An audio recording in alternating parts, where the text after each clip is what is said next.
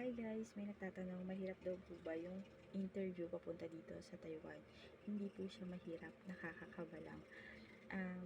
Minsan kasi may mga employer tayo na on the spot nandyan sa Pilipinas. Minsan naman through webcam lang niya siya makakausap sa Skype lang. Kaya kailangan confident kayong sumagot, eye to eye, tsaka klaro yung pandinig. Tapos klaro rin yung sagot nyo dun sa tanong nila.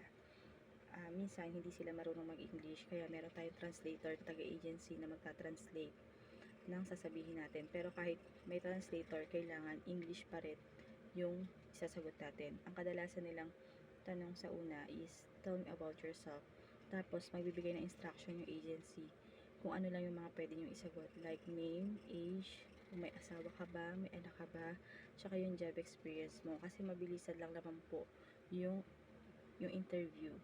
Tapos yung kasunod na